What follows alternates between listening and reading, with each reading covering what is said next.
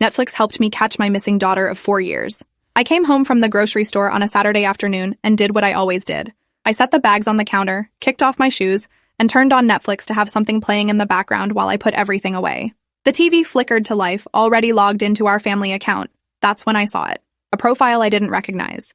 The icon was a generic blue circle, and the name read, Guest. My stomach did a small flip. We'd had issues with account sharing before. My son had given the password to a friend who'd given it to someone else. I'd changed the password 6 months ago and deleted all the extra profiles. This one shouldn't exist. I opened the profile. The continue watching list showed 3 episodes of a reality show I'd never heard of, all watched within the past week. The most recent one had been streaming just 20 minutes ago, paused at the 34-minute mark. I checked the account settings. No new devices had been authorized. No login notifications in my email. Whoever was using this profile had access from before I changed the password, or they'd found another way in. I called my son, David. He answered on the 3rd ring with loud music in the background. Hey Mom, what's up? Did you give our Netflix password to anyone recently? No, you told me not to after last time. Why? There's a profile on our account I don't recognize. It's been active this week. Weird. Maybe Dad made it? Your father barely knows how to work the remote. He didn't make a mystery profile. I don't know what to tell you. Maybe it's a glitch or something. I hung up and stared at the screen. The profile showed viewing history going back 11 days. Always late at night, between 11 p.m. and 3 a.m. Always the same types of shows. Reality TV, true crime documentaries, cooking competitions. The pattern felt deliberate, human, not a glitch. I grabbed my laptop and logged into Netflix from there. The guest profile appeared on my computer too, with the same watch history. I clicked through the account activity log, looking at IP addresses and device information. Everything showed as coming from devices in my own house. My smart TV, my laptop, David's old iPad we kept in the kitchen. The iPad. I walked to the kitchen and found it plugged in next to the coffee maker where it always sat. We used it for recipes and music while cooking. I never thought about it being connected to Netflix. I opened the Netflix app. The guest profile was selected. I checked the recently watched list. That reality show was paused at 34 minutes, exactly where the TV had shown it. Someone had been watching Netflix on this iPad in my kitchen 20 minutes ago, while I was at the grocery store, while my house was supposed to be empty. My husband was at work. David was at college 3 hours away. Nobody else had keys to our house. I walked through every room slowly, listening for any sound that didn't belong. The house was silent, empty. I checked the doors and windows. Everything was locked from the inside. I went back to the kitchen and stared at the iPad. The profile had been created 11 days ago according to the account settings. I tried to remember where I'd been 11 days ago. What had been different? Nothing came to mind. Just normal days, normal routines. I opened the Ring app on my phone and started scrolling through the camera footage from our front door. We'd installed it 2 years ago after a package theft in the neighborhood. I scrolled back through the past 11 days, watching the timestamps. I saw myself leaving for work, coming home, getting the mail, my husband doing the same, David visiting last weekend, the usual delivery drivers. Nothing unusual until I reached 8 days ago. The footage showed the front door opening at 1:47 a.m. Nobody walked out. The door just opened slightly, about 6 inches, then closed again after 4 seconds. I replayed it 5 times. The door opened from the inside, paused, closed, like someone was checking to see if anyone was outside. I scrolled forward. At 2:13 a.m., the door opened again. This time it stayed open for 9 seconds. I could see a sliver of our entryway, the edge of the coat closet. Then it closed. The next night showed the same pattern. Door opening slightly at 1:52 a.m., closing, opening again at 2:20 a.m. for a few seconds.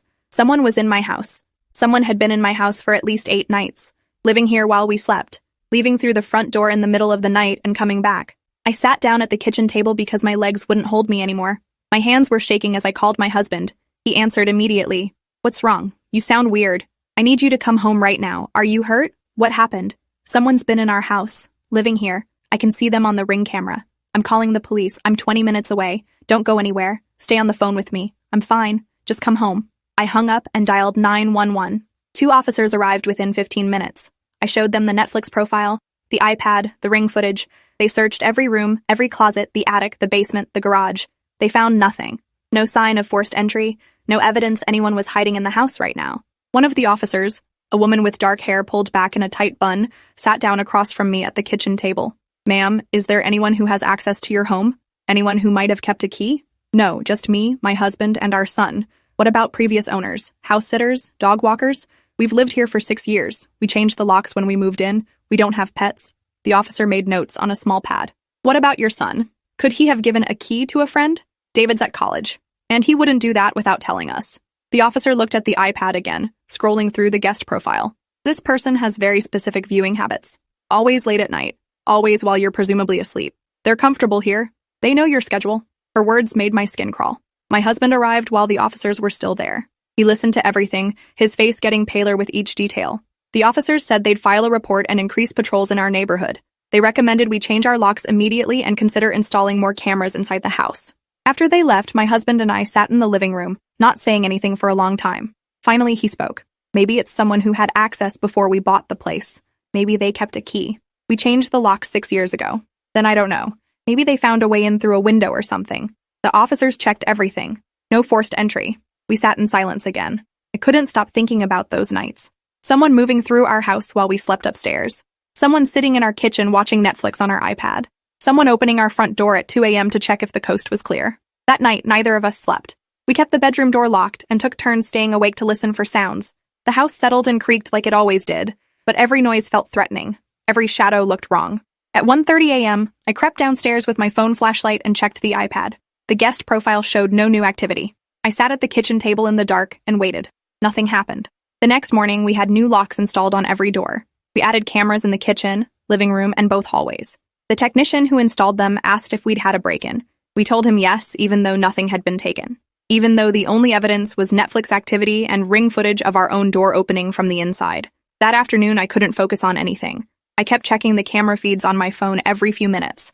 The house stayed empty, except for me. At 3 p.m., I opened the Netflix app again and looked at the guest profile. No new activity since the day before when it had been paused at 34 minutes. I clicked on the account settings and hovered my cursor over the delete profile button. Then I stopped. If I deleted it, I'd lose the ability to track if this person came back.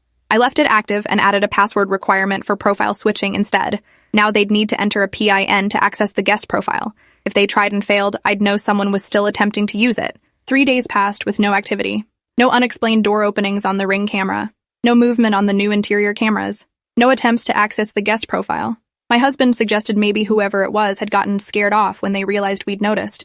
Maybe they saw the new cameras or the locksmith's truck and decided it wasn't safe anymore. I wanted to believe him. On the 4th night, I was lying in bed scrolling through my phone when I got a notification from Netflix. Someone was watching. I opened the app. The guest profile was streaming a true crime documentary. Started 3 minutes ago. I jumped out of bed and grabbed my husband's arm. He woke up confused and groggy until I showed him my phone. We both ran downstairs, turning on every light as we went. The living room was empty. The kitchen was empty. I checked the iPad. The screen was black. I tapped it and it showed the home screen, not Netflix. I pulled up the new camera feeds on my phone. All of them showed empty rooms with timestamp from the past 30 seconds. Nobody was in our house, but someone was watching Netflix on our account right now. My husband looked over my shoulder at my phone where the Netflix app still showed the guest profile streaming. How is this possible? They're not in the house. I checked the account activity log on my laptop. The current session showed it was streaming from a device listed as David's iPad. But David's iPad was right here on our kitchen counter. Screen dark, not connected to anything. I grabbed it and opened Netflix. The app showed my profile, not guest. The documentary that was supposedly streaming wasn't playing. Where else could they be watching from? My husband's face was pale in the kitchen light. I don't know. Unless there's another device we don't know about. Another iPad that's registered under the same name. We bought David's iPad 4 years ago when he started college. We never registered another one. I went back to the Netflix account settings and looked at the full device list. There were 5 devices authorized. Our smart TV, my laptop, my phone, my husband's phone, and 1 iPad listed as David's iPad. I'd been assuming it was the iPad in our kitchen. But what if it wasn't? What if someone else had a device that had been logged in years ago before I changed the password? A device we'd forgotten about. I tried to remember. Had we ever had another iPad? Had David had one before college? My mind felt foggy trying to recall details from years ago. Then something clicked. We'd had an iPad before David's. An older one that I'd bought for myself in 2019. When I upgraded to a laptop, I'd given the old iPad to someone. My daughter. My missing daughter. Lily had been 16 when she disappeared 4 years ago. She'd walked out of this house one afternoon after an argument and never came back. The police had searched for months. We'd done everything. Put up flyers, hired a private investigator, appeared on local news. Nothing. No trace of her. No activity on her bank account or social media. No sightings. It was like she'd vanished. The iPad I'd given her had been logged into our family Netflix account. I'd forgotten about it because we'd stopped thinking about Netflix and started thinking about whether our daughter was alive or dead. The documentary continued playing on the guest profile. I stood in my kitchen at 2 a.m., staring at my phone, realizing that my missing daughter might be watching Netflix right now, using a profile she'd created to hide her activity from us. checking our house through the front door on nights when she needed something or wanted to see if we were home. My husband saw my face and knew something had changed. What is it? I think it's Lily. I think she's been here. I think she's the one watching. He stared at me. That's impossible. She's been gone for 4 years. I never deleted her iPad from our account. The device that's streaming right now, it could be hers. The old one I gave her before she left. Why would she create a guest profile? Why wouldn't she just use her own? Maybe she didn't want us to know it was her. Maybe she was afraid we'd track her down or try to find her. His expression shifted from disbelief to something else. Hope, maybe, or fear. How do we know for sure? I opened the Netflix app and went to the guest profile settings. There was an option to manage devices for that specific profile. I clicked it. The device currently streaming was listed with a unique identifier code and the name David's iPad, but the model number showed it was an iPad Air 2. David's iPad was a Pro, the one in our kitchen. The device that was streaming was the old one, Lily's. I sat down at the table because my legs couldn't hold me anymore. My daughter had been watching Netflix on our account for 11 days. She'd been in our house at least 8 nights ago, opening the front door in the middle of the night. She was somewhere close enough to access our account, close enough to visit. My husband paced the kitchen. If it's really her, why hasn't she contacted us? Why is she sneaking around instead of just coming home? I don't know. Maybe she's scared. Maybe she's not ready. Maybe something happened that makes her afraid to come back. What do? Do we try to message her through Netflix somehow? Can we do that? I don't think Netflix has a messaging feature, but we can use the profile itself. We can add something to the name or the watch list. Something only she would understand. I grabbed my laptop and logged into Netflix. I navigated to the guest profile and clicked edit. The name field showed guest. I deleted it and typed, Lily, we love you. Please come home. Mom and Dad. I saved the change and refreshed the page. The profile now displayed our message instead of guest. The documentary was still streaming. We waited. The documentary played for another 12 minutes, then stopped. The profile went inactive. I checked every few minutes for the next hour, but nothing changed. No response. No new activity. Just our message sitting there in the profile name. At 4 a.m., we finally went back to bed, though neither of us slept. The next morning, I checked Netflix before I even got out of bed. The profile name had been changed. It now read, I can't. I'm sorry. My hands were shaking as I showed my husband. She responded, she saw it. It's really her. She's alive. But she's not coming home. Why? What happened? What's keeping her away? I changed the profile name again. Whatever it is, we can work through it. Just tell us where you are. I watched the profile for the next 3 hours. No response. No activity. I had to leave for work, but I couldn't focus on anything. I kept my phone on my desk, refreshing Netflix every few minutes. At 2:30 p.m., the profile name changed again. You wouldn't understand. It's better this way. I immediately typed back through the laptop at my office. Try us. Nothing matters except you being safe. Please. The response came faster this time. I'm safe. I just can't be your daughter anymore. The words felt like a punch to the chest. I called my husband and read him the messages. His voice broke when he spoke. What does that mean? She can't be our daughter? What happened to her? I don't know, but we need to figure out how to get her to talk to us. We need to keep the conversation going. He agreed. Over the next 2 days, we had a slow, stilted conversation through Netflix profile name changes. Each message was limited to the character count for profile names, so everything came out fragmented and incomplete. We asked where she was. She said, close enough to see you sometimes. We asked if she was hurt. She said, not anymore. We asked what happened 4 years ago. She said, I had to leave. You wouldn't have let me go if I told you. We asked what she meant. She said, some things can't be explained. Some things just are. The conversation felt like pulling teeth. Every answer created more questions. Every response was vague enough to mean anything or nothing. On the 3rd day, I changed my approach. Can we meet? Just to see you. Just to know you're okay. The response took 4 hours to come. I don't know. Progress? Not a no. I replied, anywhere you want, anywhere you feel safe. We just need to see your face. Another long wait. Then, maybe. I need time to think. That night, the guest profile streamed a cooking show for 2 hours. I watched the activity in real time, knowing my daughter was somewhere within range of our Wi-Fi or using a hotspot, watching our TV, existing in a space I couldn't see or reach. The next morning, I found a new message. Thursday, 3 p.m. The park on Oakwood, the bench by the fountain. Just you, not Dad, not the police. Just you or I disappear again. I replied immediately. I'll be there. Thank you. I love you. No response. I told my husband. He wanted to come. Wanted to hide nearby in case something went wrong. Wanted to call the police to have them stationed around the park. I refused. If Lily saw anyone else, she'd run. We'd lose her again. He reluctantly agreed to stay home. The next 3 days were the longest of my life. I kept checking the guest profile obsessively. She watched Netflix every night. Always late. Always the same types of shows. I wanted to message her again, to confirm she was still planning to meet me, but I was afraid of pushing too hard and scaring her off. On Wednesday night, a new message appeared. Don't try to follow me after. Don't try to find where I go. I'll only do this once. I responded, I promise. I just want to see you. Thursday afternoon, I arrived at the park at 2:45 p.m. The bench by the fountain was empty. I sat down and waited. At exactly 3 p.m., I saw her walking across the grass from the parking lot. She looked different. Older, obviously, but also thinner.